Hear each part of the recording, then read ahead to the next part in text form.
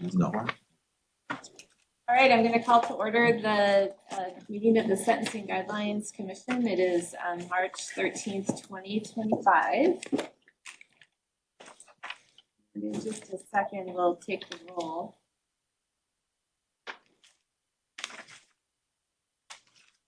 Whenever you're ready, we can take the roll. Thank you, Madam Chair. Roll call. Vice Chair Larkin. Present. Larkin present. Commissioner Fraze. Present. Fraze present. Commissioner Keefe. Present. Commissioner Keefe present. Commissioner Knudsen. Present. Commissioner Knudsen present. Commissioner Ladd. Present. Commissioner Ladd present. Commissioner Mazzaros. Present. Commissioner Mazzaros present. Commissioner Middlebrook. Present. Commissioner Middlebrook present. Commissioner Moore. Present. Commissioner Moore present. Commissioner Moran. Present. Commissioner Moran present. Commissioner Mueller. Present. Commissioner Mueller present. Commissioner Reeves. Present. Commissioner Reeves present. Commissioner Saxena. Present. Commissioner Saxena present. Chair Mitchell. Present. Chair Mitchell present. Madam Chair, there are 13 members present, no members absent. With that, we do have a quorum. And is that full attendance? That is full attendance. Wow. Woohoo, good job. Exciting. I think that might be our first time this year. All right, so the next item on the agenda is adoption of the draft agenda. I would entertain a motion to approve the agenda. Commissioner Larkin moves and Commissioner Middlebrook seconds. Any discussion on the agenda? None. We'll go ahead and take a vote on that. Do the Larkin motion to approve the agenda, to adopt the agenda. Larkin? Yes. Larkin, yes. Fraze? Yes. Fraze, yes. Keefe? Yes. Keefe, yes. Knudsen? Yes. Knudsen, yes. Ladd? Yes. Ladd, yes. Mazzaros? Yes. Mazzaros, yes. Middlebrook? Yes. Middlebrook, yes. Moore? Yes. Moore, yes. Moran? Yes. Moran, yes. Mueller? Yes. Mueller, yes. Reeves? Yes. Reeves, yes. Saxena? Yes. Saxena, yes. Mitchell? Yes. Mitchell, yes. Madam Chair, there are 13 votes in favor, no votes opposed. With that, the agenda is approved motion is approved unanimously. Next item on the agenda is approval of the draft meeting minutes from February 13th, 2025. You should have all received those and hopefully had a chance to review those. I would entertain a motion to approve the minutes. Commissioner Middlebrook moves and Commissioner Reeves seconds. Any discussion on the minutes? None. We'll take a vote. To the Middlebrook motion to approve the February 13th meeting minutes. Larkin? Yes. Larkin, yes. Fraze? Yes. Fraze, yes. Keefe? Keefe, yes. Knudsen? Yes. Knudsen, yes. Ladd? Yes. Ladd, yes. Mazzaros? Yes. Mazzaros, yes. Middlebrook? Yes. Middlebrook, yes. Moore? Yes. Moore, yes. Moran? Yes. Moran, yes. Mueller? Yes. Mueller, yes. Reeves? Yes. Reeves, yes. Saxena? Yes. Saxena, yes. Mitchell? Yes. Mitchell, yes. Madam Chair, there are 13 votes in favor, no votes opposed. All right, with that, the motion is approved. All right, so welcome everyone. Almost everybody is here too. It's like kind of exciting today. We have a full house. I like it. Welcome everyone. We're going to start. The next item on our agenda is comprehensive review public engagement update. So if you recall, we had Hennepin and Ramsey. We hadn't gotten as much input as we were looking for during the initial public engagement process, and so we did our ad consultants did some additional outreach and are here today to give us an update on what they have learned. So I would like to invite Carly and Shamsa forward to go ahead and take us through that. Where should we sit over here? Yeah, that looks great.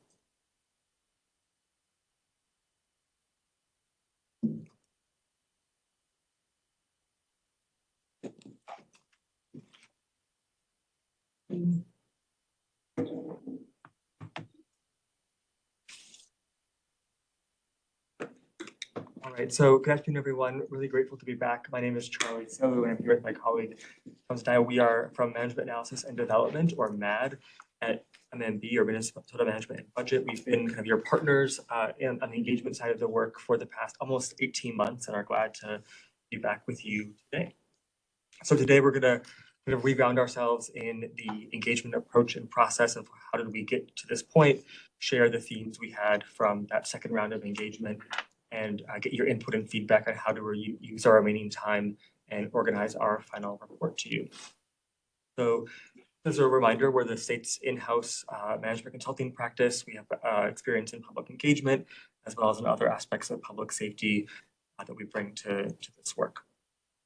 The timeline of our work together started in January of last year, where we did some design and planning together, and then last summer did a large series of engagement activities with both practitioners and the public, and brought to you in October last fall the findings of that work, and you all have made meaning of that together and prioritized some areas of follow-up. And then since then, we've heard that it was important to do follow-up engagement with Hennepin and Ramsey County practitioners that we just completed. And then at the end of the spring here, we will be writing a final report, kind of putting all of that together into a single document. So as I mentioned, we've been, over the course of this work, both hearing from practitioners and members of the public with lived experience. That second group wasn't the focus of this most recent round, though. In our first round, we heard from Minnesotans across a wide range of the states. You'll see on this map kind of the counties of residence of our participants. We heard, from, we organized by judicial district, and we heard pretty robust participation except for in the Twin Cities, which is how we did this second round.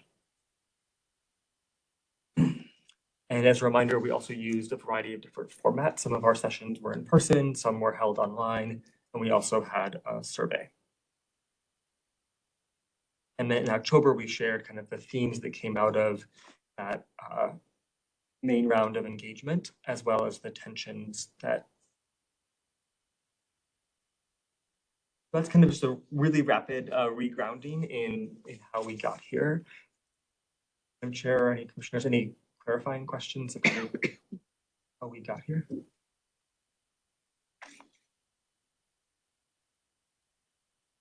I will hand it over to Shanza to take us here. Yeah, I can hold the memos. Yeah, one moment.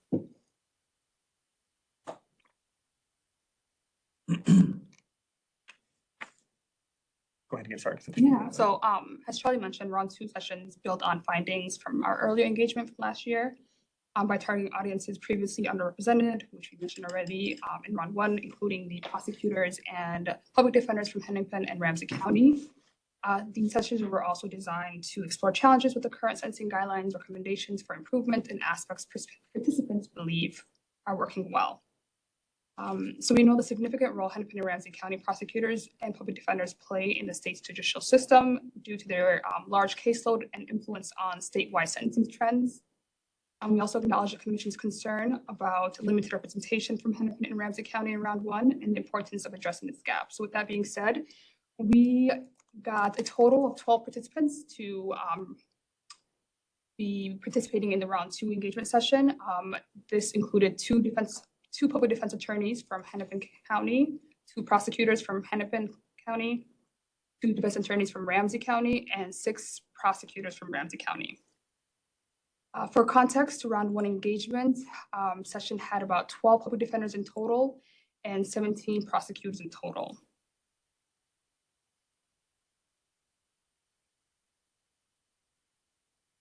And then, as we passed out to you earlier, you have the engagement snapshot from the round 2 engagement session with the public defenders and prosecutors from Hennepin and Ramsey County. You can also see it on the screens above as well too. So the key themes that we noticed from this audience includes the departure rates and geographic disparities. So participants noted that high departure rates often signal misranked offenses. They emphasized that the system should not rely on departures to achieve fair outcomes. Additionally, concerns were raised about geographic variations in sentencing practices, with a call to reduce disparities by aligning guidelines more closely with the needs and realities of all counties. They also mentioned collaboration. So interestingly, participants in these sessions displayed more agreements on various topics compared to statewide sessions, highlighting the potential for balanced collaborations between prosecutors and public defenders in addressing shared concerns. When it comes to what practitioners wanted to preserve, participants appreciated the guidelines' goal of preventing disproportionate sentences and value the framework's clarity, which allows for public understanding.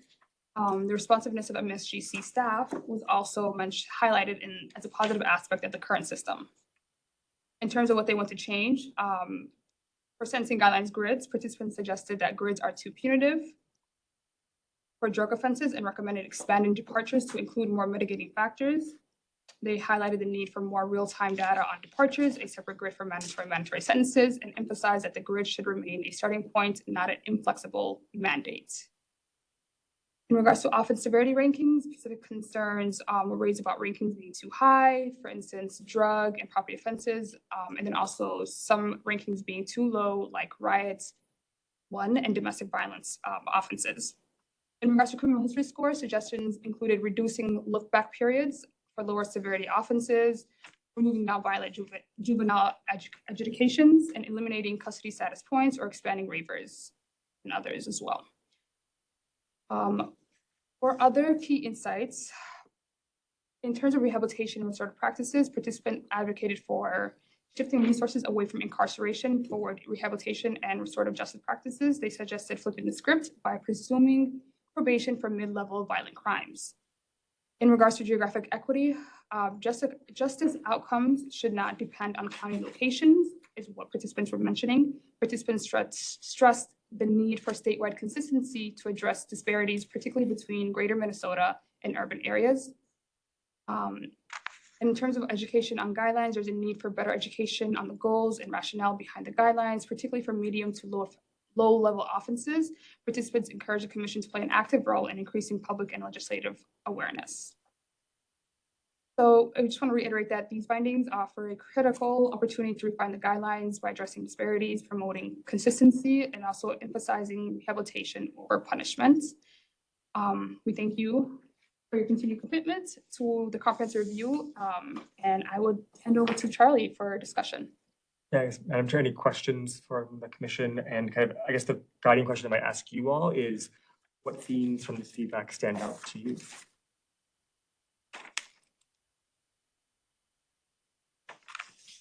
Consistency and disparity. How do we reduce disparities? The mandatory minimum grid is an interesting prospect.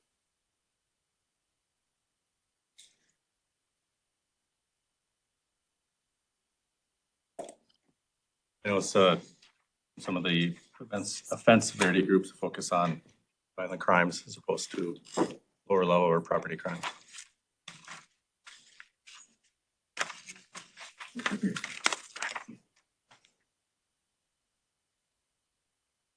I also think there was consistency in our conversations of reducing or like comparing drug charges and what sentencing looks like compared to domestic violence.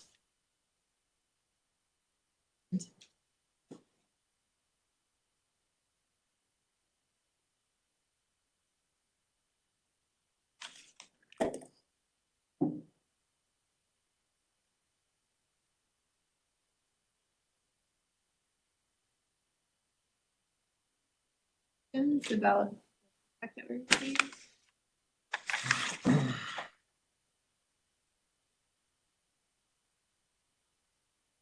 I'm surprised a little bit didn't come up from these particular counties on repeat offenders on some of the low level offenses, or any discussion on that.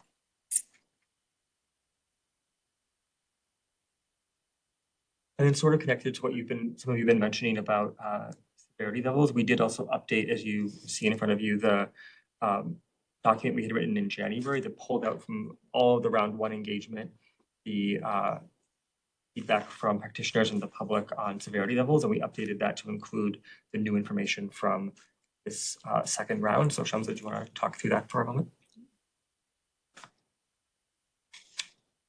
As Charlie mentioned, we pulled out the commentary or feedback we received regarding offense severity levels from the last engagement session that we had.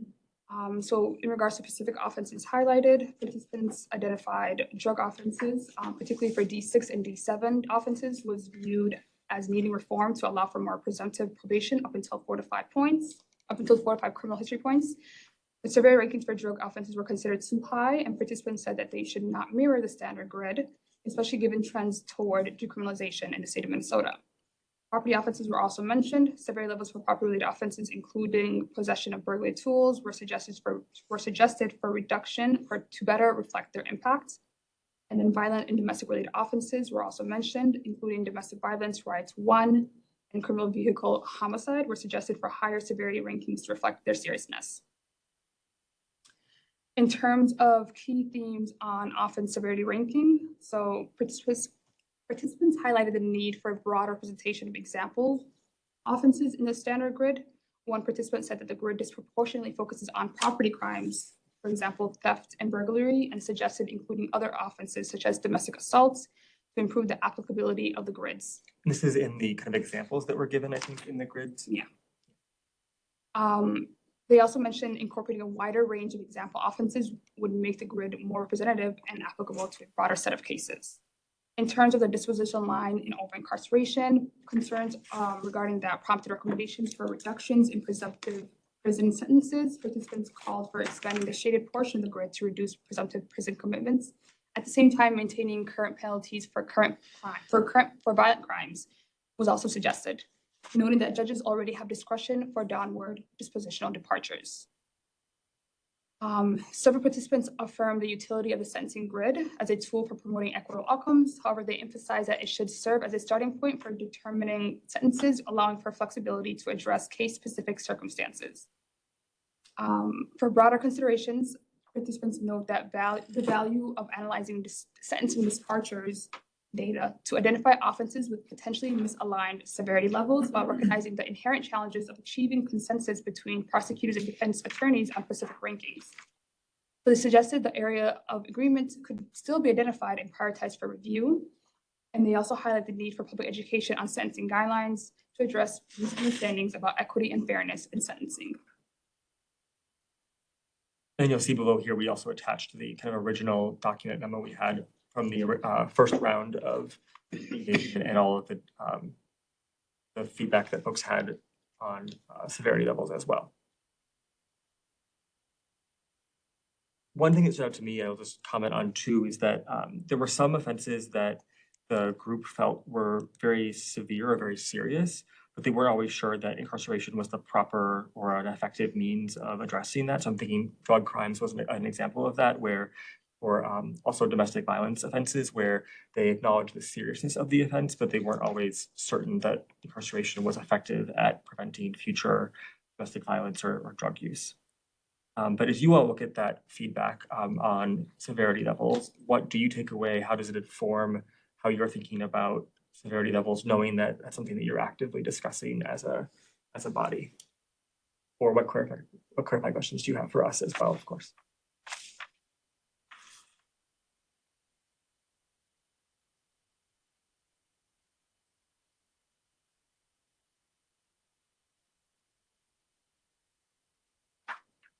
Well, I'll say, working in the domestic violence field, I think that really, that sounds very accurate to what we hear. I think the challenge is that there's definitely victims that fall on either end of the spectrum, where folks very much want incarceration, and that's very much what they see as justice, and others that are really looking for restoration and transformation. So finding something that really is in the middle. Knowing that incarceration with no programming absolutely does nothing, except keep that person away from the victim for a set period of time. I do want to also mention it was mentioned a lot in our first engagement sessions, especially with the public engagement sessions in regards to incarceration not being enough, and that there should be more programming or effective programming for individuals who are committing domestic assault.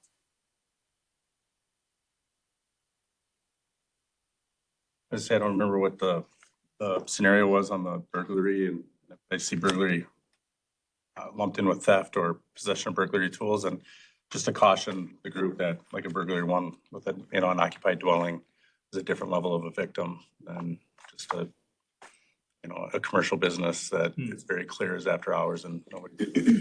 Something that came up actually in our lived experience conversations about the difference between stealing from an individual and like stealing they gave the example of like stealing, all of someone's possessions is very different than stealing from a commercial business.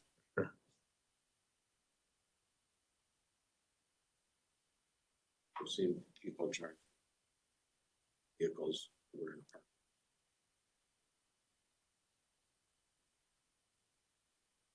People.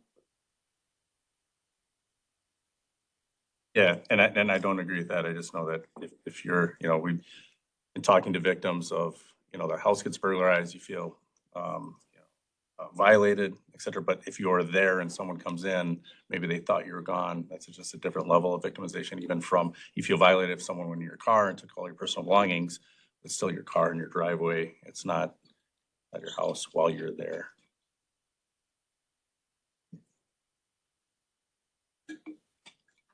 Comment, you said that the topic came up that the example of didn't seem to be representative of really what was on each of those roads. That came up in our steering committee discussions as well. So it's good to hear that that's an issue kind of all easily addressed and make that more interesting. And then I forgot to comment on the prior one, but I sort of chuckled when I saw that the Hennepin Ramsey practitioners thought that that they were concerned about the variation in sentencing between them and outstate. I think the Well, they follow outstate the is also guidelines, concerned yeah. about the variation in sentencing between them and Hennepin Ramsey. So everyone's kind of pointing fingers in the other direction on that. No, that's absolutely true. We did hear from folks in Greater Minnesota about the exact same concern about that people in different parts of the state have very different outcomes based on their geographic location, and that is inherently itself inequitable, but also contributes to other inequities in the system. And so that definitely is a concern. And you're right that they had sort of opposite instincts of how you would achieve a reduction in those differences. I'm sorry to interrupt. On the WebEx, I can hear almost everyone except for Chair Mitchell. And so I don't know if that's a microphone issue, but I just thought I would jump in and say that. Do we know where the microphones are in this room? Are they hidden in the ceiling or? And I will say it depends on which direction you're facing, Chair Mitchell. So I don't want to disrupt things too much, but I thought if there was a microphone nearby, maybe you could point yourself towards it if possible. Sorry to interrupt. That's actually what I was just asking, because I cannot actually tell where the microphones are. So I don't know where to point my head. They're right up there, those two squares, see with the green light on them? Oh, so we're quite far away from them. Yeah, they pick up sound all the way back to here, but sometimes I can just get a bit finicky with multiple people in the room. So we have this nice little microphone I could set you up with. Test. Do you not have the table ones? No, not down here. Those are only up in Afton. Oh, okay. That's annoying. Okay. I don't have names. And just when you have it fixed, honey, you can just press the button in the middle. Mute it then. Thank you. I don't know if I'm gonna do that. It's not practical, like the way that it is. So can you hear me now, Surya? Do I just need to talk up? Yes, just getting off mute. Yes, it's much better. Thank you. Okay. All right. Yeah, just to be explicit about what we were kind of implying there before. So the folks in Hennepin, Ramsey County, their kind of vision for how to reduce those geographic disparities was to update the guidelines to reflect the lower sentencing practices or like reflect the effects of high departure rates. Whereas in Greater Minnesota, we more often heard a desire to stick to the existing guidelines. Very interesting.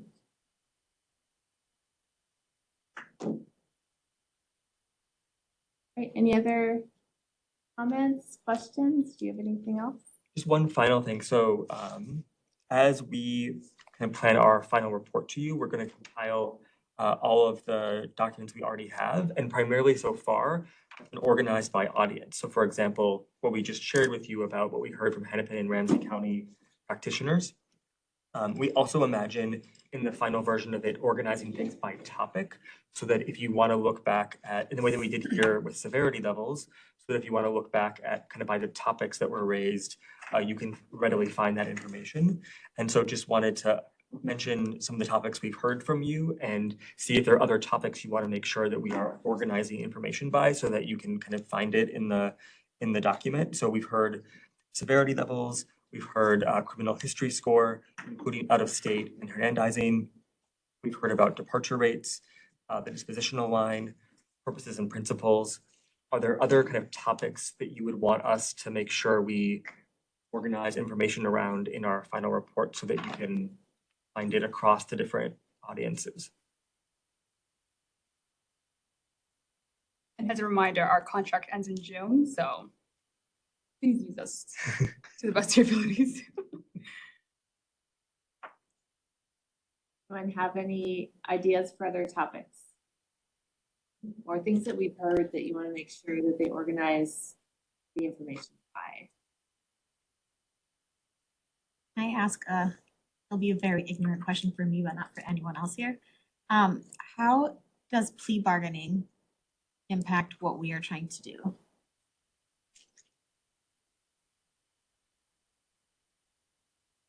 And this can be an off-topic conversation. Yeah, no, I mean, it happens, and there are certainly factors within the guidelines that can be the subject of a plea bargain. You could be asking for things to be included, not included, to have your, if you're pleading to a lesser offense, you're putting yourself on a different severity level, which makes your potential range of sentences different, right? Yeah. So it's related, but not something that we directly impact. Okay, thanks. Our intent is that as you do your work, both in the coming months, but also after June, when we kind of don't fully disappear, but we sort of disappear, that you kind of have the access to information that's useful to you as you're doing that work. So if you have other ideas later, let us know, but would welcome any other suggestions or direction today as well. Question. maybe. Yeah, go ahead. So I've always been curious, and I don't know the answer, after the 5-year probation cap was passed, and has that affected sentencing in any way? Like, is there, my concern with that is that more judges and prosecutors would work towards a prison sentence versus a probation sentence because they wouldn't feel like the probation sentence would be enough. And I don't know if anybody's studied that, since it's. That was actually mentioned in our last engagement session with the prosecutors and public defenders. A prosecutor actually mentioned is 5-year minimum is helpful in decreasing violence. And that should possibly be something that should be studied. It'd be a question to ask our staff. Okay. I mean, they can research that one. So it's a great question. Okay. They can definitely research that one. I don't know that you heard too much about it. It wasn't a major topic in the engagement, right? It came up maybe once or a couple of times. Couple of times? Yeah. So I mean, that could be a topic area if you have enough for it. Yeah. Otherwise, to me, the list that you gave seems to comport with the way that we're working right now. So to me, it sounds like a good list. I don't know if anyone else, I'm not seeing people jumping up to ask for a different categorization. Oh, Dr. Wright? Well, I mean, a really simplistic response to Commissioner Mazaros's question. It would be in our 2023 data, we did not see like some dramatic drop in mitigated dispositional departures or an increase in aggravated dispositional departures, which you might suppose would happen. I can't give you more detailed information than that, but there's nothing that we've noticed that's obvious so far. Great. Thank you. Thank you. Thanks for updating our research or the engagement. I really appreciate that and looking forward to seeing the full report. All right. So we're going to keep going with the comprehensive review. We told you the first topic that we were going to tackle was ranking. We had identified a group of offenses that seemed to be the best offenses to tackle during this year. Doesn't mean that we can't ever look at more in the future. We actually had more that we left on the table in the steering committee, so we could continue to do this next year. But right now, we're going to focus on three groups of offenses, and today we're bringing the first one forward. I'm going to hand it over to Nate, and he's going to take us through this process. For many of you, this is your first time thinking about rankings, so I think he's going to ground us in that concept first and then take us through the exercise. Thank you, Madam Chair, and I hope to do that. I hope to sort of come at this from the perspective of not really necessarily assuming a lot of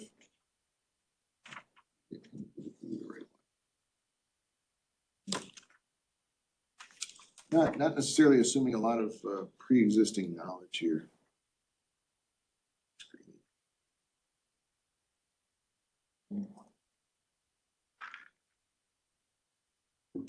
So this is we're going to be talking in broad overviews about severity level ranking principles and processes, and we're also going to take some time just kind of taking a fresh look at the sentencing grid. There are three sentencing grids. We're going to be focused on the standard grid as opposed to the drug offender grid or the sex offender grid, and the reason for that is I guess that's kind of the basic grid that you can track from the beginning of guidelines time for one reason, and the other is because the offense group that we're looking at today lives on the standard grid. So that's the grid that you're gonna have to be thinking about when we move into the actual ranking exercise with offense group number 1, which is basically felonies that are related to driving a motor vehicle. So before we discuss the offenses in the group, we're going to again provide an orientation to the ranking process, including discussing ranking criteria that the commission has historically used for assigning a severity level to an offense, discussing severity level ranking options for an offense in the background of the standard grid since 1981, actually 1980. So the historically, now there isn't really a hard and fast rule book on ranking offenses. The commission, at one point, we discussed this a few months ago, tried to make a rule book on ranking offenses and ended up kind of giving up on the project. So there really isn't a hard and fast rule book. Typically, the commission has really looked at two things when ranking an offense.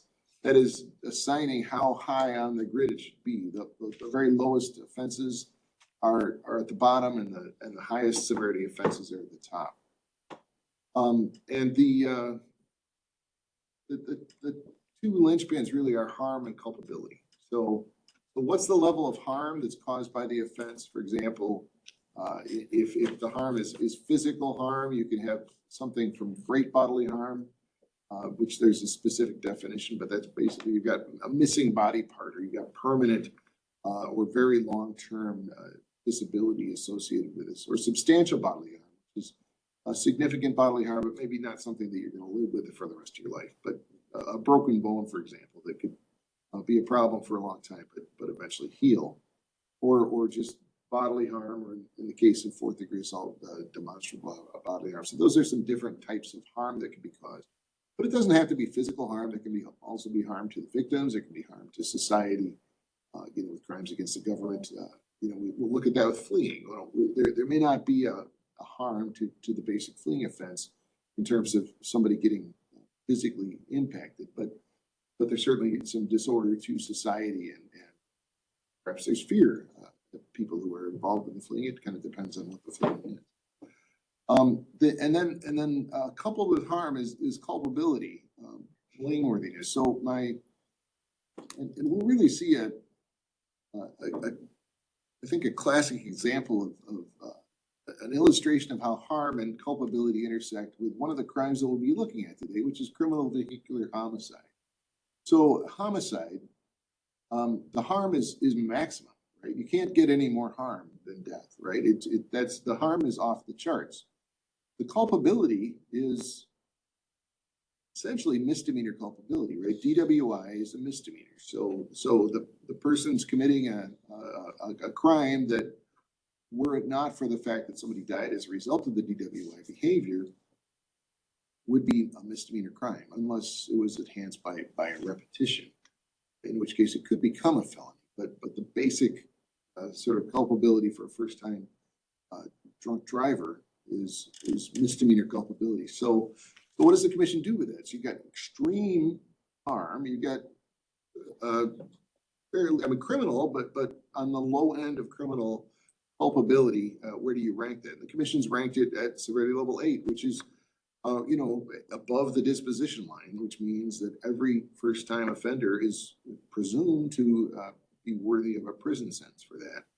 Obviously, taking very seriously the amount of harm that was caused by that, and the fact that the culpability is not zero. It's certainly misdemeanor culpability, and the reason why it's a crime, I think it's commonly known, is because it is dangerous. Other things that are considered are statutory maximums. So the legislature picks statutory maximums. The commission considers those.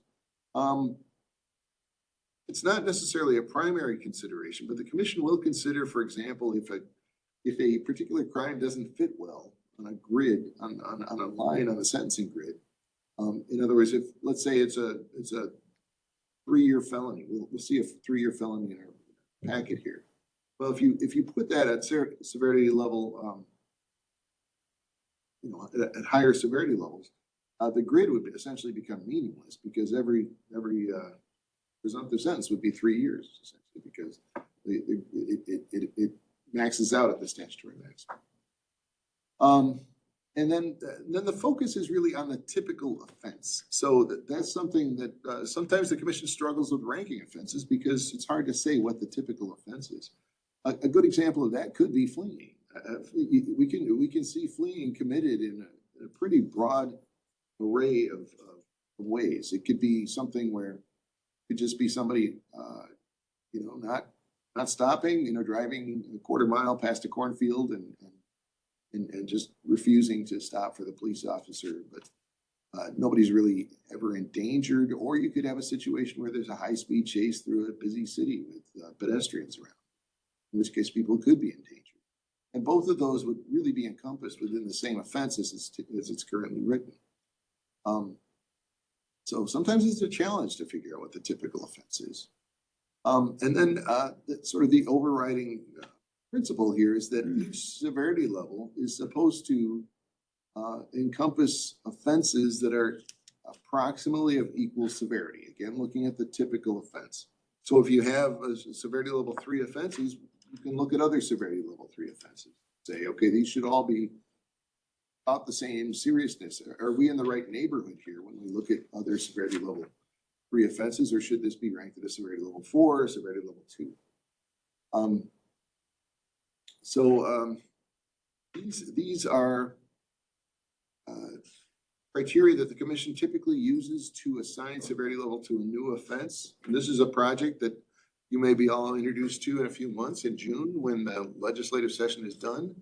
After the dust settles, we'll see what the legislature passed, and if they change some crimes, one of your jobs is to say, okay, does that mean we should change the severity level? Or if they created a new crime, one of your jobs is to say, okay, what severity level should we rank this at? We'll have this discussion again. But you can also use these criteria for reevaluating the current severity rankings of offenses. And one additional tool that was alluded to in Matt's presentation that you have when reevaluating current severity rankings of offenses is departure rates.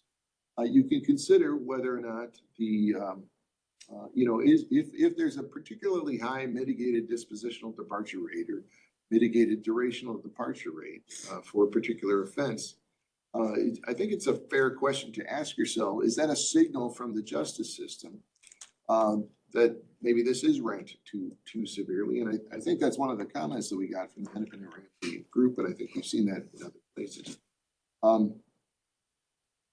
Or maybe it's just a signal that this is a very hard offense to characterize as what is the typical offense, kind of like what we were talking about with, Leah. So what are the severity level rankings, the severity level re-ranking options? And we have a worksheet in your packet for each of these offenses that we'll be looking at. And among the rankings that you have are keep it a severity, current severity level, up rank, so that's an invented word, down rank also, up rank to a higher severity level, down rank to a lower severity level. And maybe adjust the standard grid. Maybe there are some changes that should be made to the standard grid, and that's why we'll be looking at the standard grid in a minute. And maybe it doesn't need to fit in exactly the standard grid as it's in its current form. It did not come down from Mount Sinai, and you can change it, and it's been changed over time. We'll have a chance to look at that. And then there's also an option to make a legislative recommendation. Maybe the statutory maximum just doesn't fit where it should be, or something along those lines. Or maybe the legislature should make some more statutory distinctions so it'd be easier to figure out what the typical offense is and rank it accordingly. But adjusting the standard grid does require special attention due to its ramifications. So let's take that fresh look at the standard grid. So this is the standard grid, and I'm sure many of you have seen it. It's I think useful. So the offenses listed on the left are example offenses for that severity level, and you just heard Matt talking about maybe some of those offenses we should pick different offenses or more offenses to make it a little more clear what we're talking about. I think non-residential burglary at severity level 4 gets a lot of attention. Maybe we should be looking at some other crimes that are maybe more common at severity level 4 than third-degree burglary. But these are typical offenses. You'll see a couple of offenses on the example list that are in offense group 1. Specifically, if you look down at later here, if you look down at severity level 1, you'll see fleeing a peace officer. So that's one of the offenses. And then if you look here at severity level 8, severity level 7, you'll see felony DWI. So those are offenses that are in offense group 1 that we'll be looking at. But what I wanted to do with, so that's the left column, and then you see from 1 to 11, the severity levels. And that's the question, is what severity level do you assign an offense? And then you have the presumptive sentences, and the shaded area means that it's a presumptive stayed sentence, and the white area means it's a presumptive commit sentence, a non-shaded area. And the duration, or in some cases, whether the disposition, whether it's commit or not, to prison, is often affected by the criminal history score as well. But we're not really focused on criminal history score for this. We're mostly focused on the vertical axis, if you will, as opposed to the horizontal axis of the sentence. But I'd like to look at the sentencing grid in a little bit of a different way. So we're gonna put the sentencing grid down on its side, like so, and then we're gonna Fancy. take all those numbers that you see on the sentencing grid, and we're going to turn them into bars, so you can see how long all the durations are. Now, one piece of information, and this is helpful for somebody like me who's a visual kind of person, but one of the things we're missing on this grid is the shaded part, right? There's nothing here about the shaded part. And I'm going to use this to kind of walk us through time as far as the changes that the grid has come over. And I'm not going to be showing you the changes to the shaded part. But I will say this, if we go back to the sentencing grid, and if you look at the shaded part, that really has not changed since 1983. So the commission hasn't done any changes to the sort of the shape of that, I don't know, sort of a stair step thing. The shape of the shaded area has stayed the same since 1983. There was a difference in 1980 that I'll talk about in a minute. And then when they added severity level 7, they kind of raised the roof of the shaded area by 1 level. But other than that, the basic structure of it has stay the same. So we're gonna start by kind of going back to the beginning with the 1980 sentencing grid. But what I would like you to do, so you're gonna see a couple of things here when we go back to the beginning. One is you're gonna see that severity level 7, which is this, I don't know what color that is. Gray. Is it gray? Okay, so this gray row right here is gonna go away. But what I want you to keep your eye on is these 4 rows here, especially at criminal history score 0. And these are all above the dispositional line, which means they're all a presumptive commit.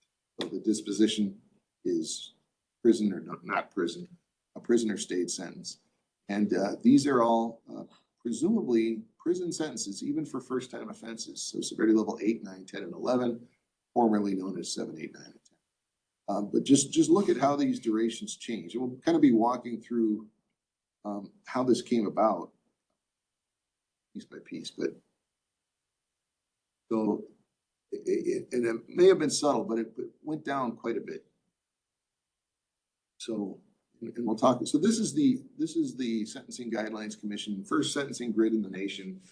These are the durations that were proposed and went into effect without legislative objection in 1980. So these took effect in 1980. A few important differences to note here with a few key things that I would point out. These are numbered on the grid. One, as I already alluded to, there are much lower durations. And you see that particularly at criminal history score of 0 above the dispositional line. So those last 4 rows there are much lower than they are today.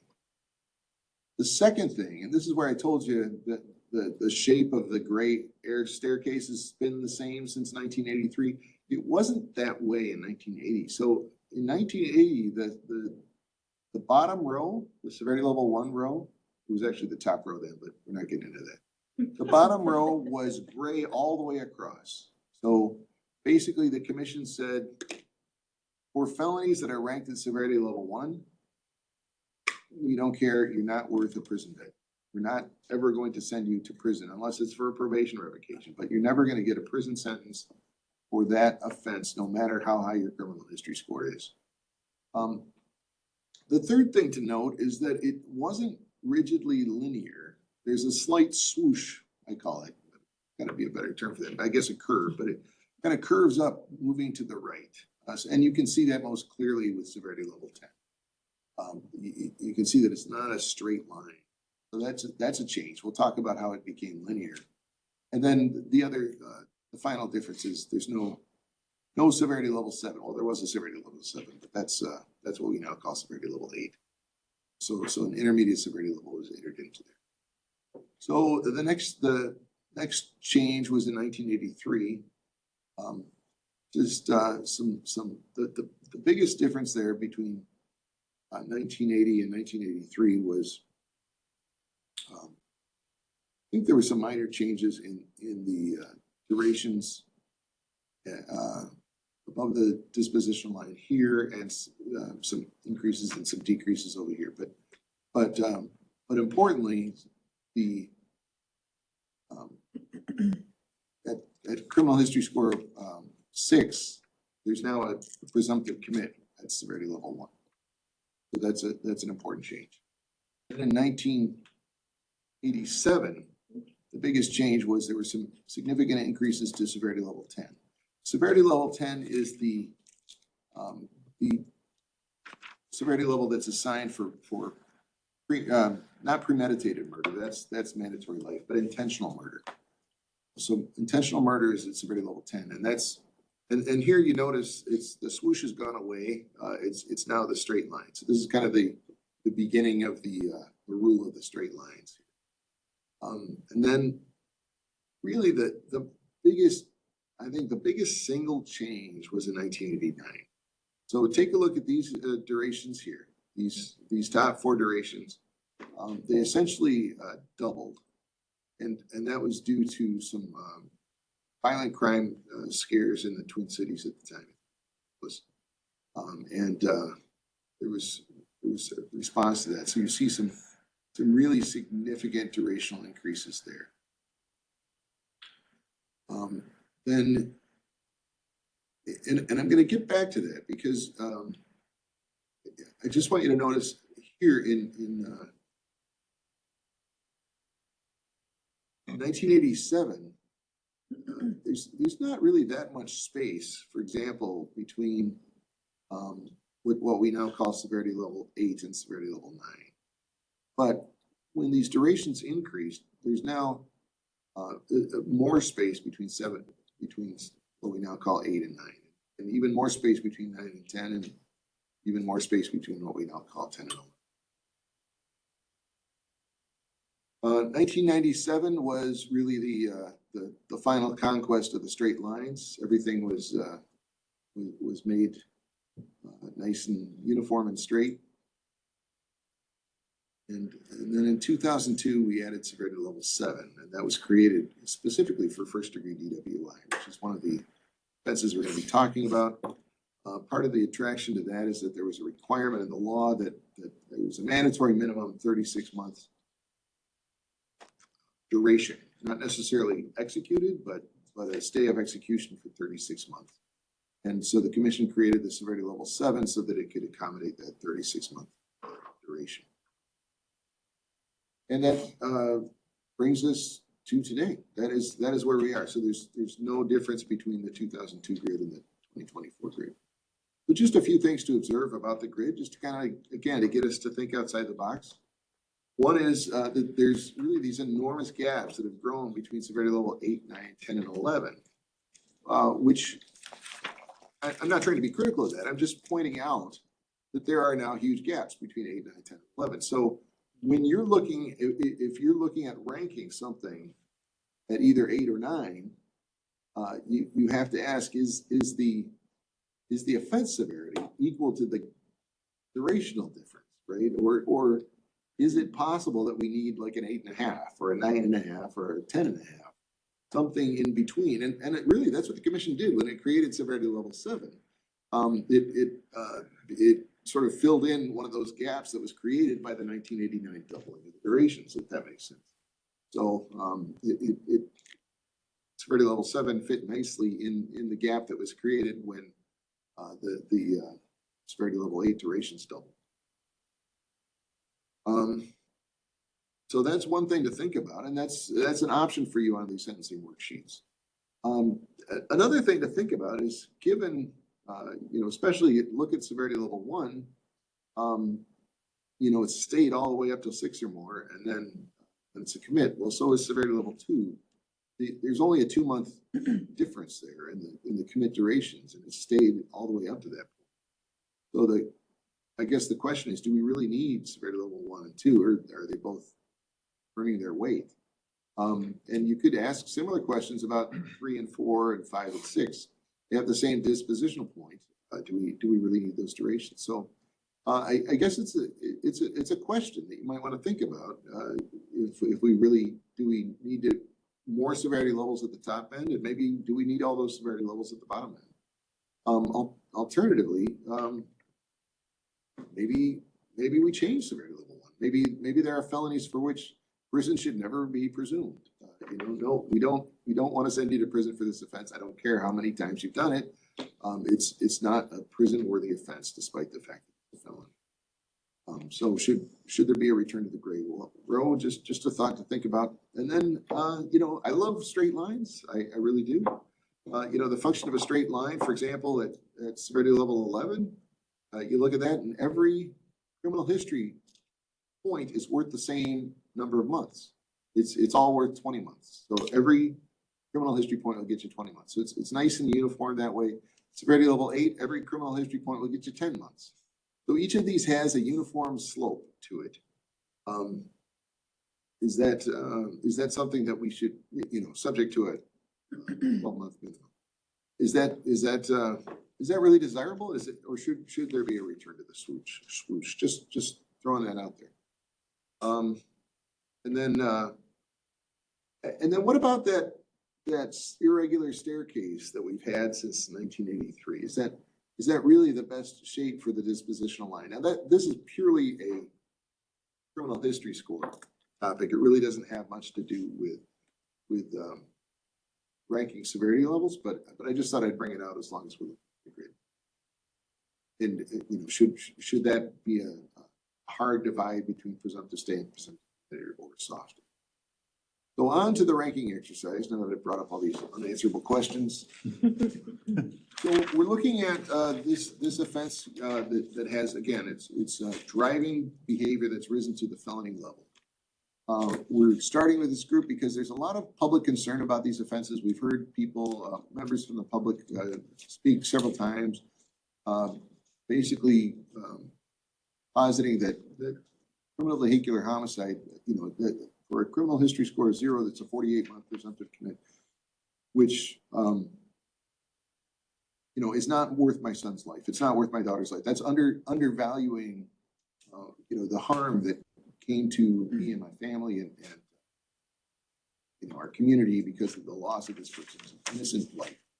And again, that's harm, and then there's culpability. So it's a really tough offense, but we've definitely heard that, and it's certainly understandable how somebody just looking at the harm could think this is offensive. We do see high departure rates for some of these offenses as well, so that's something to consider. So we're going to introduce and review the packet, explain the process for ranking each offense, and then explain the homework assignment. So yes, you have a homework assignment. Sorry about that. So that's the end of the slideshow. Let me pull up that's where I want to be, right?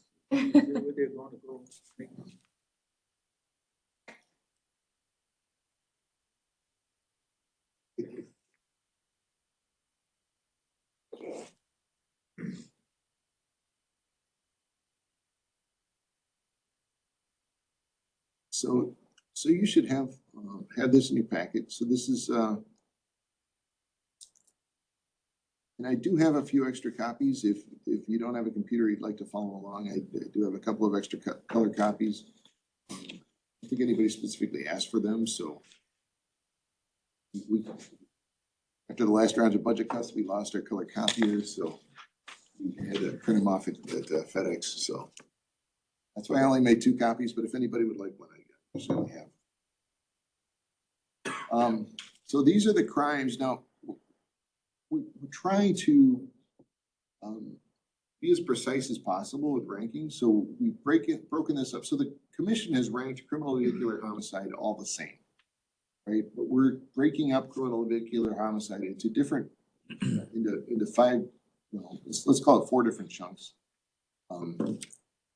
The prior driving conviction is kind of separate, but these are all treated the same. These 4 different ways of committing criminal vehicular homicide or criminal vehicular injury or criminal vehicular operations is sometimes called. These are all treated the same under the guidelines.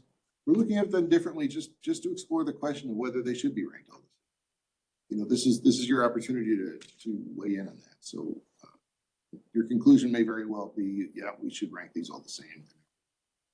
Any different? And then after the criminal vehicular homicide or injury, and those 4 different ways have to do with gross negligence, leaving the scene, defective maintenance, and while impaired. Then we have felony DWI, which is huge in terms of the number of times that it's committed and in terms of the number of prison beds that are caused by that crime. And frankly, caused by how this commission ranked the crime. It is the most significant crime that we'll be looking at today. And then we have the various fleeing a peace officer offenses, and the base offense there is also one of the most common offenses that we'll be looking at. But in addition to the base offense, we'll also be looking at death, great bodily harm, and substantial bodily harm. So this is just a recap of the sentencing grid that shows you where these offenses are on the sentencing guidelines grid. So down at the bottom, we have fleeing a peace officer, the base offense, no harm. That's ranked at severity level 1. So it's ranked as low as it can be on the sentencing guidelines grid. Then the next highest level we have is 3. That's criminal vehicular operation, substantial bodily harm. Fleeing with substantial bodily harm is ranked 1 higher at 4. Criminal vehicular operation with great bodily harm, that's ranked at 5. Fleeing with great bodily harm is ranked at 1 higher at 6. Then we have felony DWI, that's ranked at 7 on what it used to be its own row. You see it starts with 36 months, so the judge can pronounce a 36-month state sentence and be consistent with the law. Then we have criminal vehicular homicide. That's the one we got in public comment about. That's ranked at 8. So that's the first offense that's above the dispositional line. That means that everybody, as far as the sentencing guidelines are concerned, everybody who commits this offense should go to prison. Even if it's their first offense, never been in trouble with the law before, that's a presumptive 48-month sentence. And much higher than that if you have law before. And then finally, fleeing resulting in death is ranked very high at severity level 10, which is up there with felony murder. All right, so the next page is basically a guide to how the offense pages work. I'm going to kind of walk you through those. I'm not going to explain it too much, but I do want to talk about the glossary at the bottom. The glossary explains some of these terms. So and it's important for you to know these terms, like fleeing. So it's after receiving a signal from a police officer, the driver increases speed, extinguishes headlights or taillights, or refuses to stop the vehicle, or uses other means with intent to attempt to elude a police officer. So you can see how that can really encompass a wide variety. It also defines great bodily harm, substantial bodily harm, qualified prior driving offense for 1 offense, and what we mean by prosecutor agreed for the data. So lots of important data points here.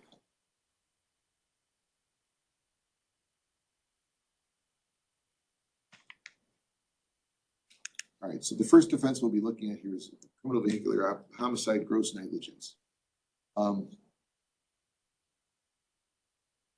So in the upper left box, and this is going to be true of all of these, we explain in pretty summary fashion what the offense is, where it's found in the statute, what the statutory maximum is,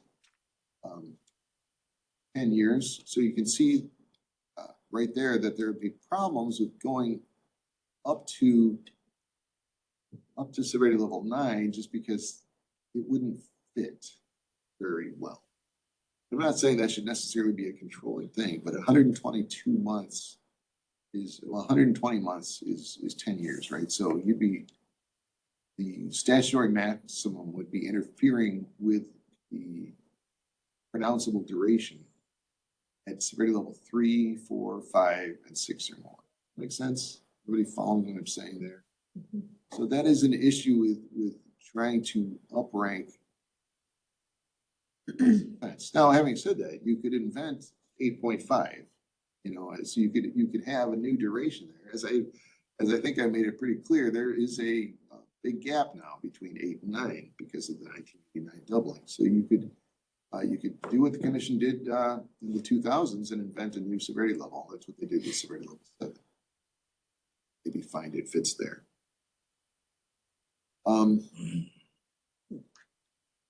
Yeah. All right, so then we get to the statistics. So it's 8.3 sentences per year and 13.3 estimated prison beds. What's an estimated prison bed? We do not knock on the Department of Corrections door and ask them how many people are in prison for this crime. Instead, what we do is we take the number of sentences that people get for this, and we figure out how long those sentences are, how many sentences there are per year, how long the sentences are on average. And then we multiply that by 2/3, because in theory, most defendants should be able to get out after serving 2/3 of their sentence. And that's how we come up with estimated prison beds. So that does not include things that might lengthen a prison sentence, like misbehaving in prison, getting extended incarceration, nor does it include probation revocations, where somebody maybe didn't get prison at the outset, but they end up going to prison anyway.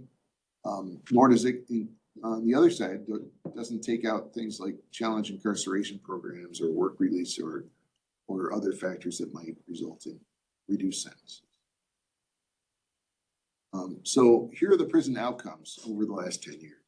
So of those 83 cases, 100% obviously were presumptive prison because they're above the line. 59% of those cases got a dispositional departure. Now, again, this is not all criminal vehicular homicides. This is criminal vehicular homicides resulting as a result of culpable negligence. So I don't, maybe other people can speak to what they've seen for examples of this. I've seen street racing as an example of this, where people are basically being super reckless. That's kind of what we're talking about. I mean, we have the definition of what culpable negligence means. Very high departure rate. 59%. And then we have something called, we're calling it guidelines true zero. All right, so this is basically somebody who has a clean worksheet.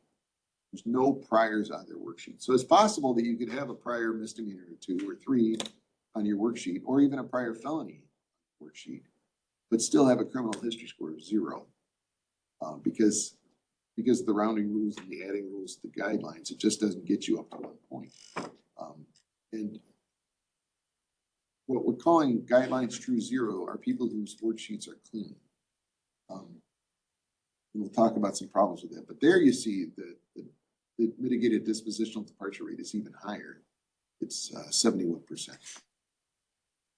We see the actual prison rate, 41%. There's a mitigated durational departure rate of 12%. And by the way, this green row at the bottom shows how often prosecutors agreed with those departures. So all 4 of the mitigated duration appears that the prosecutors agreed with that. And then here it shows the average prison length, 63.6 months. And then these bars break it down by demographics. So race and ethnicity. The top bar breaks it down by how many cases, how many people were sentenced for this offense of each demographic group. And then the bottom bar breaks it down by estimated prison beds. How many, what the estimated prison bed occupants were for each group. We do that by race and ethnicity. We do that by age category. We do that by sex, judicial district. Then we also break it down by criminal history score. Again, we get those guidelines true 0. Those are the people with clean worksheets. And then the prison beds. So naturally, the prison beds tend to have higher criminal histories than the cases, which makes sense. And then we have some re-ranking considerations that you can look at or ignore as you wish.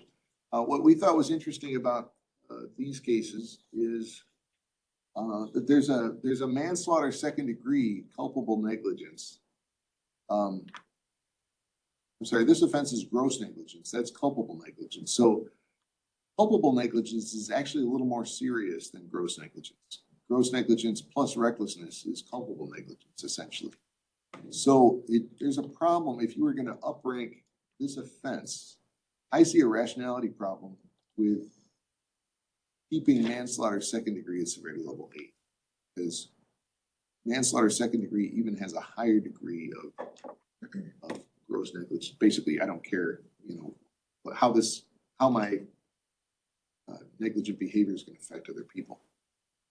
So I think there will be some rationality concerns with ranking CVH gross negligence higher than manslaughter second degree culpable negligence. So these are the kinds of things you'll see at the bottom of the page. I'm going to just, in the interest of time, kind of just talk about the rest of the things here by exception.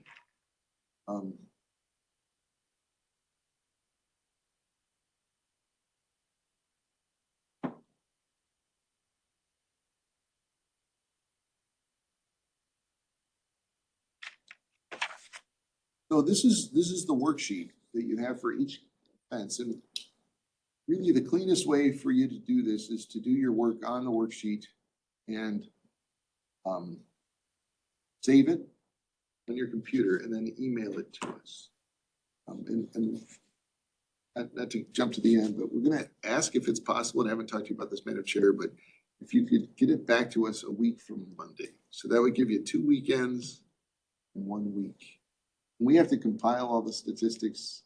And, you know, it may be that people are like, we just don't have enough information, or this isn't a possible exercise, or whatever. But we can at least discuss what everybody came up with. So I think that's the 24th. 24th. Yeah, so it's, so that's what we'll be looking at, but you've got options of, not re-ranking, up-ranking, to a higher severity level, to an intermediate, so maybe you want this between 8 and 9, you can say that. And then there's down ranking, and then adjusting this positional line if you think that's a thing, making a legislative recommendation or other. So, and then you have space there for your notes and your initials. And we'll compile all this, hopefully in a way that's readable. The next is criminal vehicular homicide leaving the scene. Again, ranked the same. This is much less common, 4 sentences a year.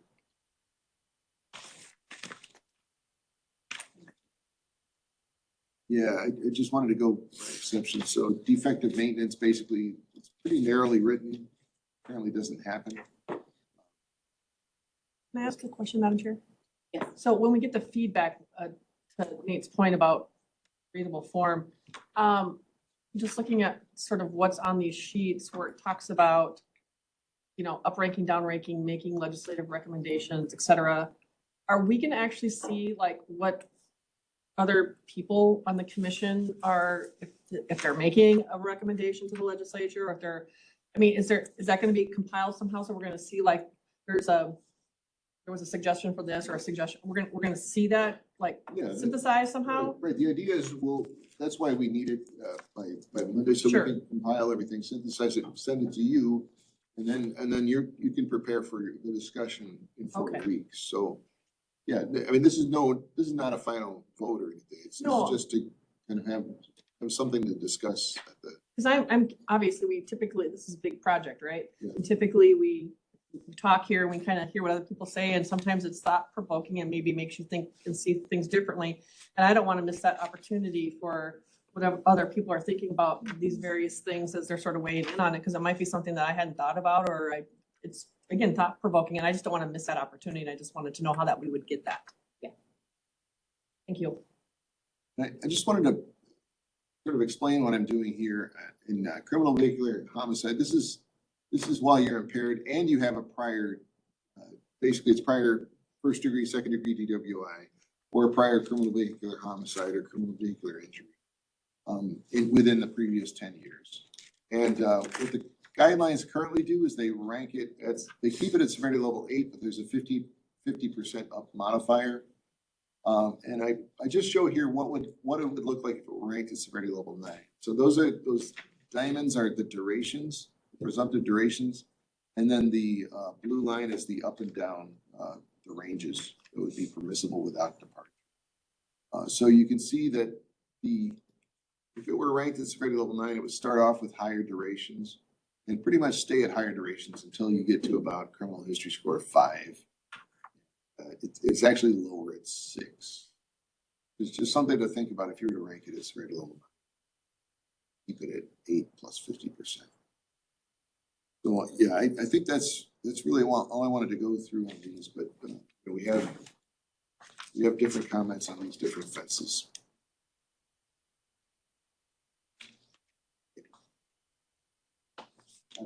Okay. Yeah, I think this is a good time for questions or discussion. Thank you, Madam Chair. I have a question going back to that one that we were just on. Was that 50% increase, is that by statute, or is that what the commission at the time did? And if that's the case, do you know why they did that rather than doing a higher severity level? Madam Chair, I should know. I was executive director at the time. I think the thinking was that it's a 50% increase in the stat max. So there have been other cases where there's an increase in stat max will, commissions responded with an increased modifier.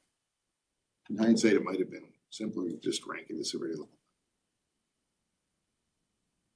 Commission at that time chose to make it a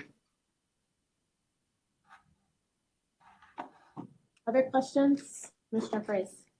Madam Chair. In the options list here, there isn't one for disaggregating a mixed bag offense. I assume some of the high departure offenses are just, second-degree assault, lots of different weapons, lots of different situations. And I guess maybe that falls under make a legislative recommendation. This commission, I believe, has, at least at the outset in 1980, I don't know if they did it after that, sometimes taken the lead and said, we see the system, judges and practitioners making a distinction here, and we think that we should put that in the guidelines. And then in the case of theft in 1980, I believe the legislature then rewrote the theft statute to incorporate some of those distinctions. So they're now in the statute, but I don't think they were in the statute originally. So anyway, now it's a little difficult just with the information that we as members have to identify some of those common variations within a single statutory category. But anyway, I just throw that out there as something that, because if you instead, for example, if you downranked an offense because of a high downward departure rate, then if there are still cases in that category that really shouldn't go down, then they have to be upward departures. And then they're subject to Blakely. If we can make the distinction, then we wouldn't have that. Madam Chair, if I can, so this is the last page in your document there. This is on just plain old fleeing. I think that's the offense that cries out the most for disaggregation because there are so many different ways to commit that. So the legislature, it's impossible to predict what the legislature is actually going to do this session, but the legislature is looking at, and I've seen bills introduced by members of both parties that would essentially disaggregate fleeing and make a higher brand of fleeing that actually involves some danger, sort of like recklessness or dangerousness before it gets to the level of actually causing substantial violence. So I put a suggestion out there that it might be prudent to wait on making a re-ranking decision on fleeing until we see what comes out of the legislative session. It might be something that you have to do in June anyway. Just a follow-up question, and it's really my ignorance, as to say, for criminal vehicular homicide, there are a variety of ways to commit that. And at least on the wording of the statute, it doesn't seem as if any of them, except effective maintenance, requires the aggravating factor to have actually caused the harm. So if, for example, a kid darts out in front of a drunk driver and is killed, they would have been killed by a sober driver too. Is there actually a causation requirement in there? The way there is for maintenance, it has to be that the defect in the car actually caused the accident. But I'm not aware, because if that's not a required element of these other things, that's a real mixed bag category. Well, the driving has to cause. Okay, so it would be the drunk driving has to have actually caused the accident. My understanding is it's the driving. I don't know if you have to prove that the intoxication caused the behavior. That's the question. Driving has to have caused the behavior. So they were speeding.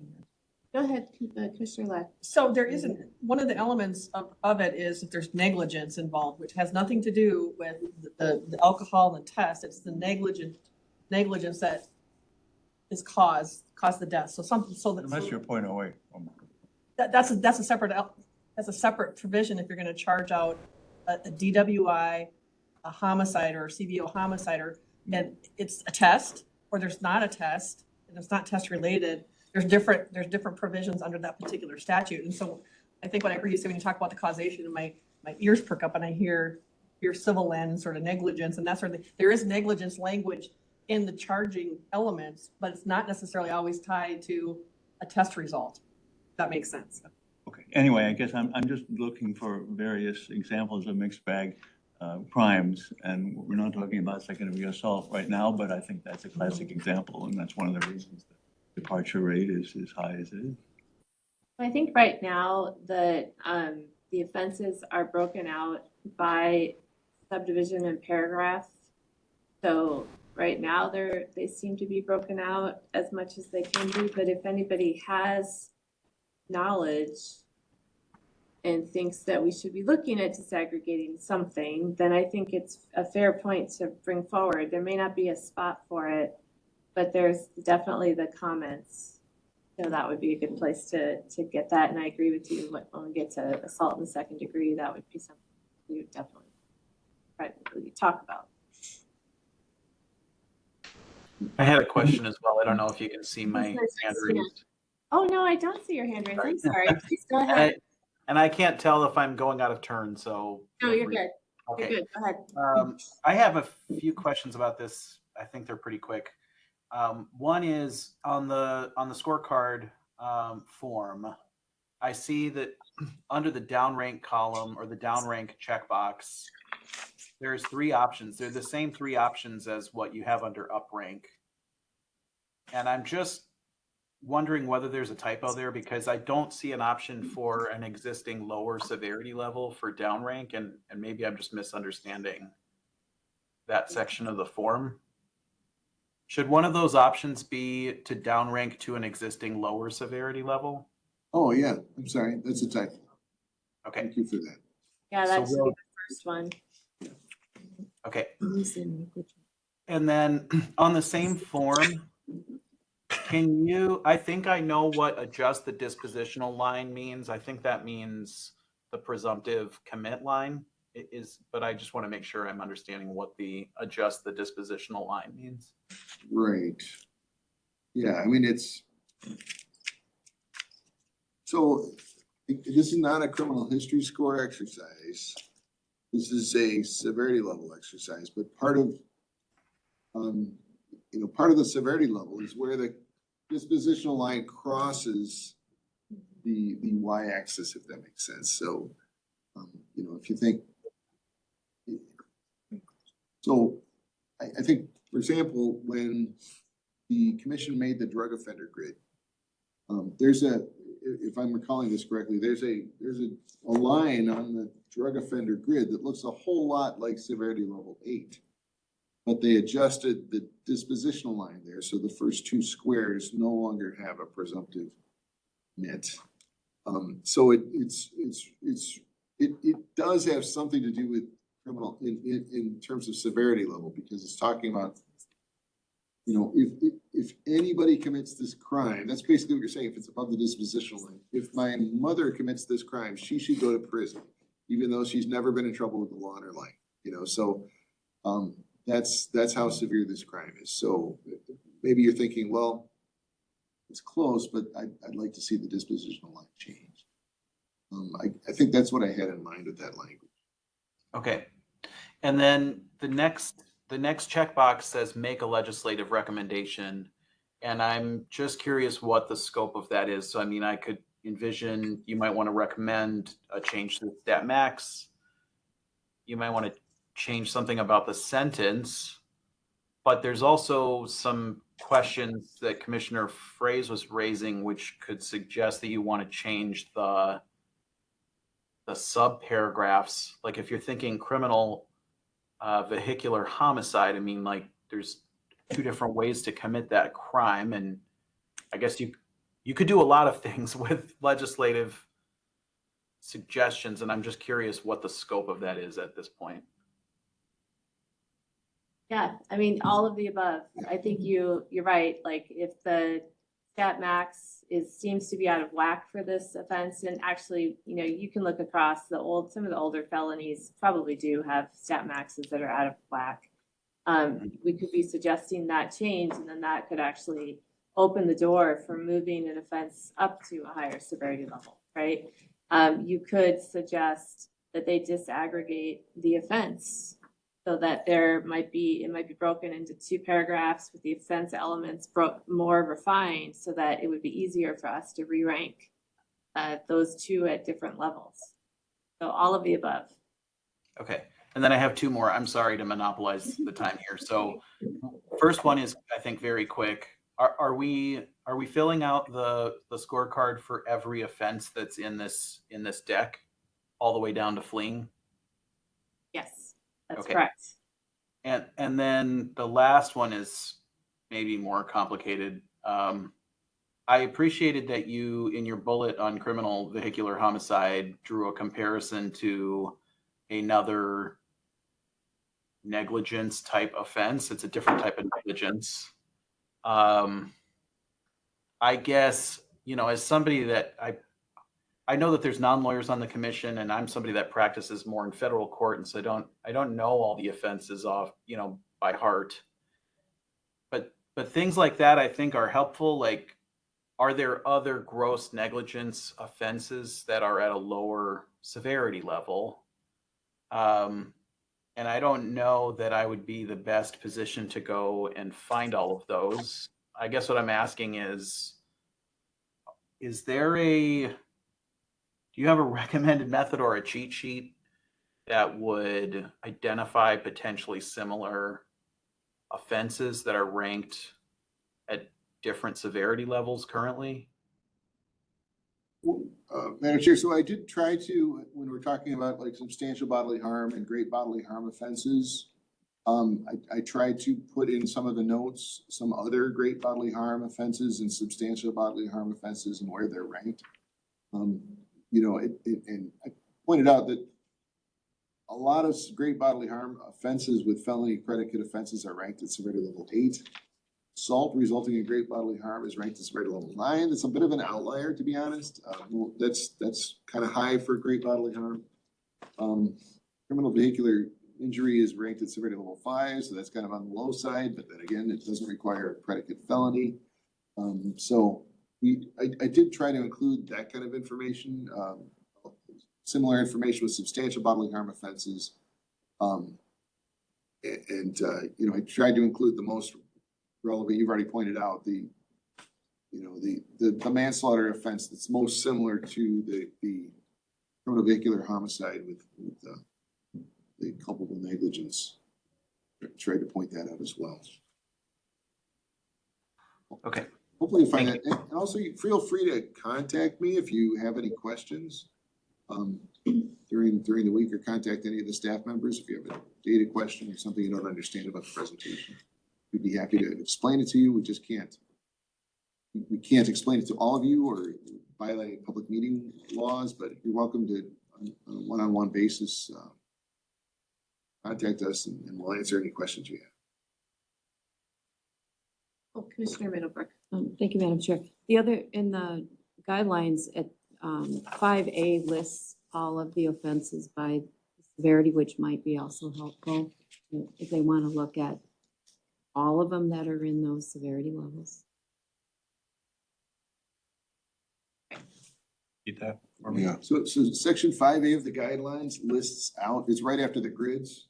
It lists out 5B lists out all the offenses in statute order, but 5A lists them all out in severity level order. So you can see all the severity level 6 offenses on one page, and you can see the 7s on the earlier page and the 5s on the next page. So you can kind of get an idea by looking at 5A. That's a great suggestion. Thank you. Yeah. All right, other questions? Okay, so does everybody feel like they understand the assignment? Yeah? Yes. The first couple will take 2 to 3 hours, and toward the end, we'll get it down to about 5-10 minutes. Right. How many are there? Some, a bunch. 12. 12 full lessons. Just, do one a day. Don't wait till the end. That's right. It's true. Well, there's And more then than you'll that, go so- back. Okay. Work ahead. I tell my clerks, work ahead. I believe in you, all of you. I believe in you. All right, just before we leave the, were you done with comprehensive? review? Yeah, Commissioner Mazzaros raised a Oh, good point. I'm Please so sorry. just email them to me or if you prefer sentencing.guidelines@state.mn. Either one would be fine. Yeah, don't email, don't do a reply all. Yeah, yes, not a group project. We will consolidate everything and bring it to the group.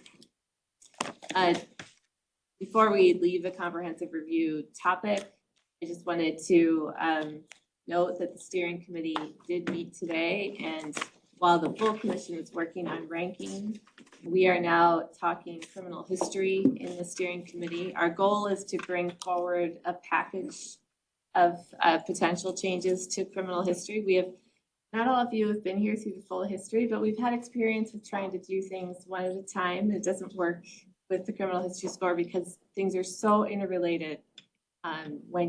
There's so many different policies that are interrelated and affect each other. So we're trying to look more holistically at potential changes to the criminal history score. I think we've made some good progress today, some really good discussions. And we'll keep working on that while the full commission is working on this. So more to come on that front.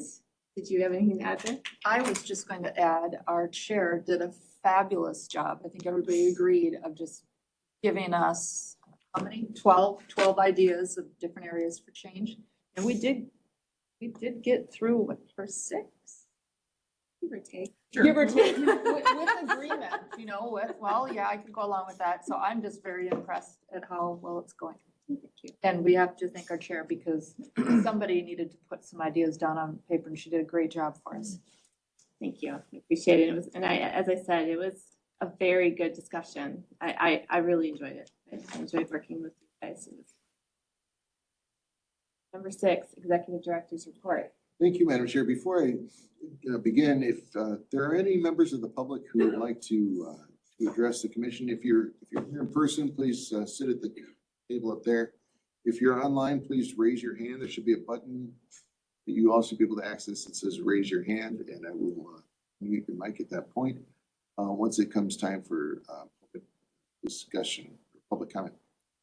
So as far as the executive director's report, you have one bill that's in front of you. A lot of interesting bills. That bill in front of you would talk about mandatory minimums, which I know is sometimes a challenge to integrate the sentencing guidelines with mandatory minimums. So that'll be interesting if that task force takes off. The hearing will be in, I think, about 10 days.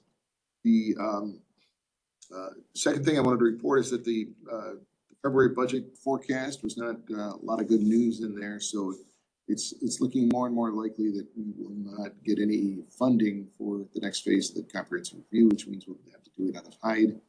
The third item to report to you is sad news, and that's that Andrew Gonzalez has accepted a promotion in the back there. Has accepted a promotion and a reassignment to the Department of Public Safety Statistical Analysis Center. So that's this will be his last meeting with us, and he's the one who drafts the minutes, in case you're wondering about that. But I do think it'll be interesting to see if we can develop a better relationship with the Statistical Analysis Center. So, Madam Chair, that concludes my report, and I don't see anybody's hands raised online. I do want to go back to the bill on the mandatory minimum task force, though. I mean, one thing that this commission can do, if we so choose, is to take a position on bills. So I am actually interested to know if anybody on the commission would be interested in taking a position on that particular bill. I know that we have brought up the issue of mandatory minimums, sort of driving some of the sentences and departure rates that we're seeing, and we are also trying to explore that issue. So at the very least, we would have information to provide to that task force if it is created. But we might want to consider supporting the concept of creation of that task force. So just want to raise that and see if people think about that. You're on it, right? No. I think there's a position for him Oh, it's for or name. designee, yeah, for our director, yeah, exactly. So I don't know, what are, thank Commissioner Price. For information, the U.S. Sentencing Commission has on multiple occasions taken positions against mandatory minimum sentences on the theory that guidelines are a better way than mandatory sentences. It would not be unheard of for this commission to. Is that a motion to support the? Sure. So you're making a motion to support, is there a second? Commissioner Middlebrook seconds, discussion on the motion. This is. Motion to support the task force? Just to Task force. support Okay. the bill to create the task force. Okay. Yes. That's it, no outcomes or Policy. anything, right? No policy at this stage, to support the bill to create the task force. And then that would give Nate the ability to testify to say that we support it as well, too. So, Commissioner Mueller, did you have a comment? I had the same question. Oh, okay, What are we Glad. supporting? yeah, exactly. Great, any discussion, any?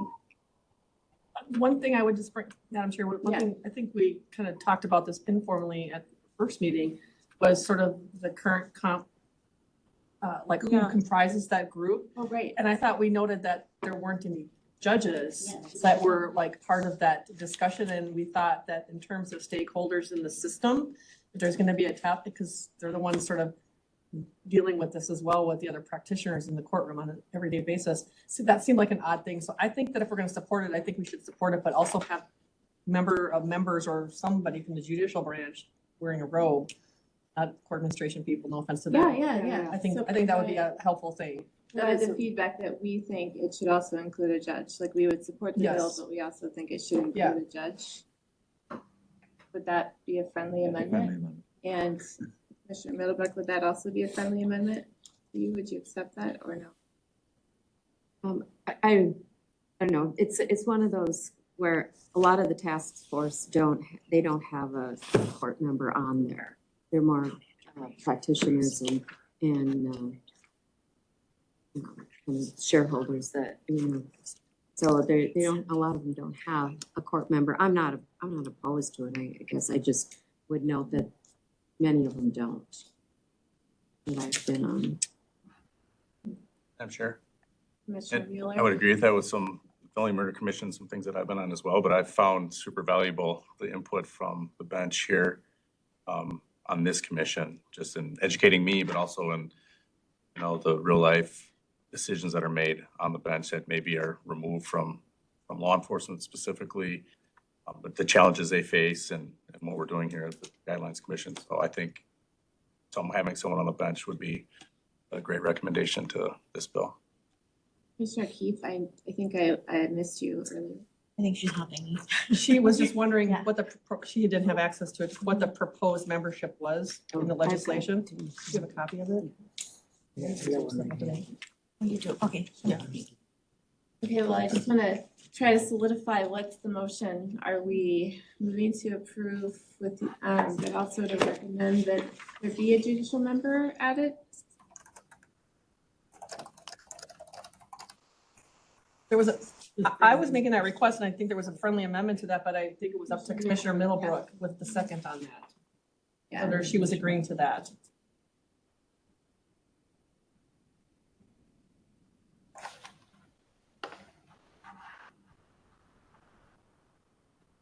I just had a question about this and it's going to show my ignorance about, sorry. Is it okay if I make a quick? Yes, Commissioner Okay, Sexton, please go ahead. sorry. Sometimes it's hard to hear. I know that, and I don't know what the conventional wisdom is in state court, but I know in federal court, a lot of times these legislative task forces don't include judges because they don't feel that they can speak as to existing mandatory minimums that they may have imposed. They don't want to opine about the propriety of mandatory minimums that they have imposed or regularly imposed. And that would be my gut reaction and my personal concern about including a judicial officer on such a task force. However, I obviously defer to all the judges on the commission who would know much better than me whether that's an appropriate position to be in. Yeah, Commissioner Knudsen or Commissioner Moore or Larkin. Well, yeah, I mean, typically, the judicial branch does not take any position on any substantive legal changes, policy issues, or anything else regarding the law. We follow the law. But that doesn't mean that individual judges at times are consulted or even go over to the legislature on their own behalf and suggest changes to the law because of the unique position that judges are in. So I think it can go either way, but certainly any member of the judicial branch that is on a committee such as this, I mean, it's not all that different than the judges serving on the Sentencing Guidelines Commission. We're not representing the branch. We're not taking a branch position or a judicial or a separate like judicial council or something position on any particular issue. We are simply providing our experience and yet participating in the process to give you our perspective and how we actually deal with it in the trenches. So, Commissioner Moore, you want to say something? Yes, Madam Chair, I shared some of the concerns that Commissioner Saxena raised. I understand what Commissioner Knudsen is saying, and I don't see anything in the legislation that would necessarily prohibit a judge from being involved in terms of the work that we would be doing. But I don't know, I'm a little concerned about putting us in a position where, we're going to be basically recommending policy changes potentially on mandatory minimum sentencing when we have been involved in cases involving some of those issues. And I can't put my finger on a particular, code of judicial conduct issue or anything. It's just kind of one of those things that's concerning me a little bit. I don't know if Vice Chair Larkin has any position on this, but I'm a little queasy on that right at the time, and I think Commissioner Saxena makes some good points. So since we are already over, and I don't know if you feel strongly, I'm saying maybe we just vote on supporting the bill and not worry about this part too much. I think that would still leave Nate free to say that we did have a discussion about whether it might be a good idea to think about judicial involvement, but we're not recommending that necessarily. But let's maybe just leave the vote to whether we support creation of a task force on mandatory minimum, since I'm hearing enough uncertainty across the board. How's that sound? Okay, let's do it. Let's go ahead and take the vote. To the phrase motion to adopt a resolution in support of Senate File 1719 as introduced. Larkin? Yes. Larkin, yes. Phrase? Phrase, yes. Keefe? Yes. Keefe, yes. Knudsen? yes. Knudsen, yes. Ladd? Yes. Ladd, yes. Mazaros? Yes. Mazaros, yes. Middlebrook? Yes. Middlebrook, yes. Moore? Yes. Moore, yes. Moran? Yes. Moran, yes. Mueller? Yes. Mueller, yes. Reeves? Yes. Reeves, yes. Saxena? Yes. Saxena, yes. Mitchell? Yes. Mitchell, yes. Madam Chair, there are 13 votes in favor, no votes opposed. With that, the motion is approved. Thank you very much. And we are long overdue to move to public policy or public comments. We do have somebody present in the room, so please introduce yourself and go ahead and make your statement. Yes, thank you all. How's everybody doing? Very good. Okay. How are y'all doing? Okay, good.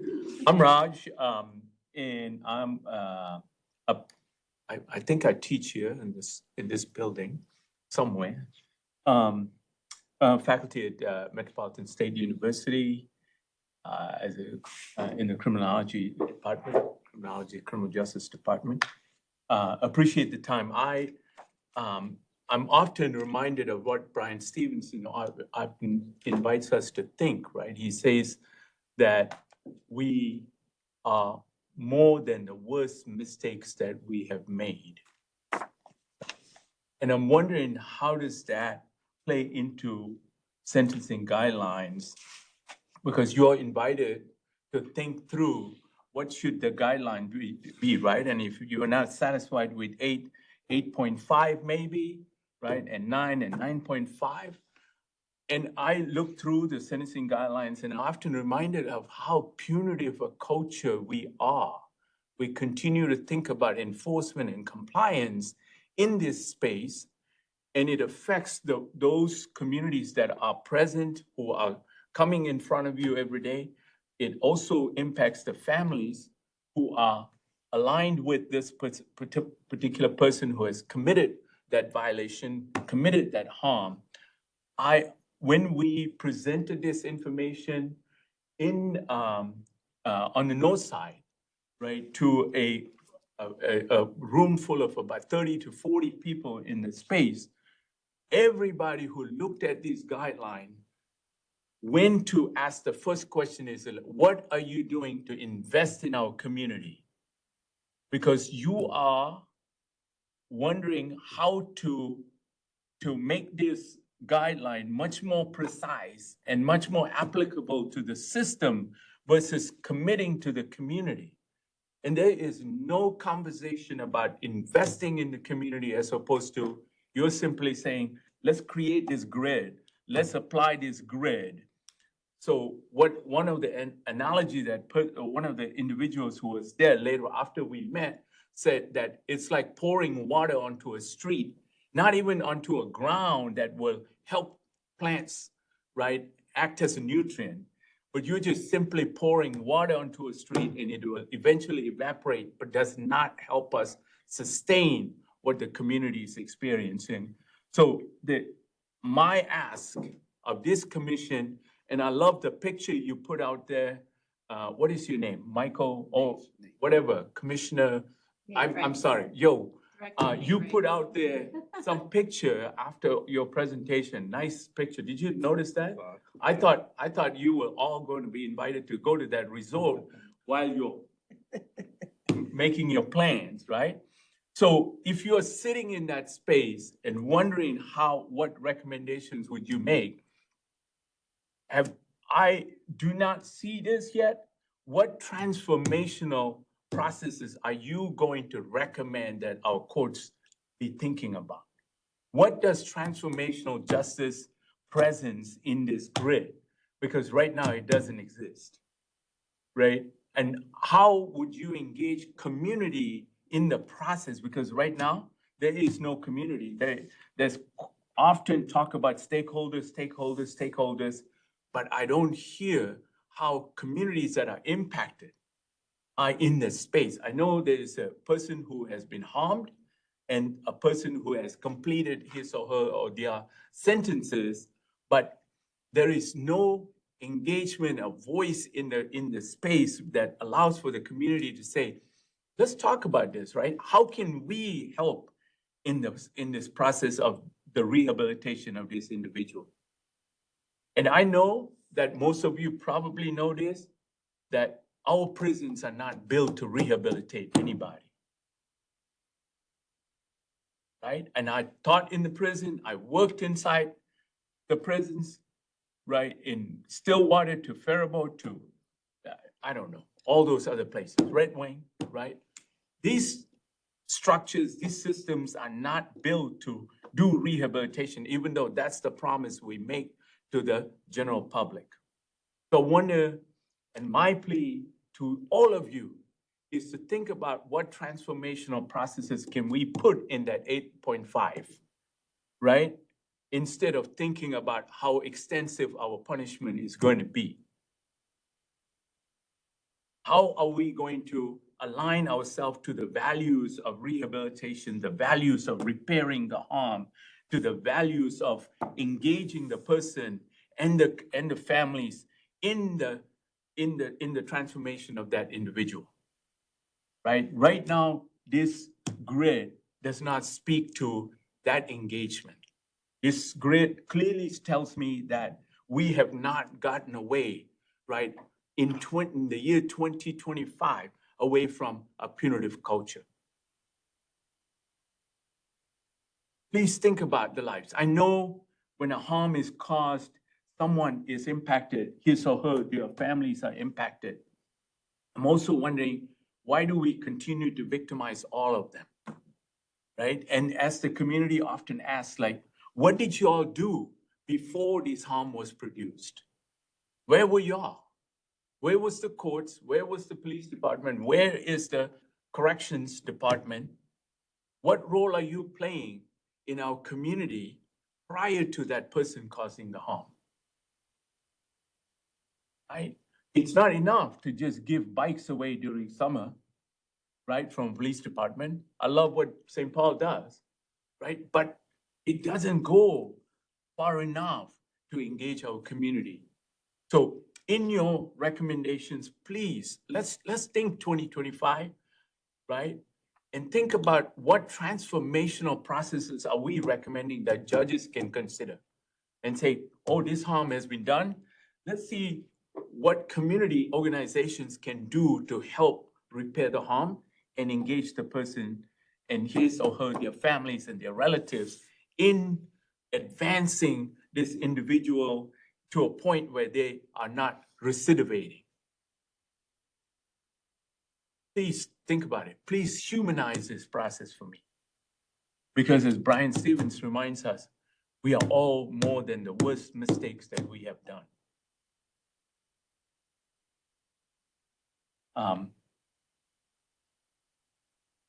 I wrote a bunch of notes here, but again, I think my ask, right, and Becca was here from Georgia Fort Media today, and we're trying to do a documentary about a young woman who is 19. She and her brother climbed into separate cars that was speeding, and the brother hits another car, and the two passengers in the car died. The brother is 17 years old. He spent a year in JDC, a year in Red Wing. He's out. The sister, who was speeding alongside him, is spending, I think something like 10 years in Shakopee. Was not involved in the accident, but was speeding alongside. The judge said in Dakota County that this we need to hold her accountable. Right? And I'm thinking like, this young woman now is 21 years old. Right? Is struggling with the loss that was caused as a result of the decision to speed and can't do anything about that loss. She can't from the prison. And her life is now stranded, and her mother has spent all her 401k trying to figure out how to unpack this so that her daughter will be released. Right? Please think about the lives of the people. Nobody is saying those who have been harmed should be forgotten in this process. How do we engage them and humanize this work? You all can do this, right? Appreciate your time. Thank you for listening. Thank you. Appreciate peace. All right, well, thank you all for staying over a few minutes this week. We'll see you next month, but you have a lot of work to do in the middle there. And hopefully you'll think about Dr. Raja's thoughts as testimony as you engage in that exercise. I think those are good about. With that, unless there's any objection, the meeting is adjourned. See you next month.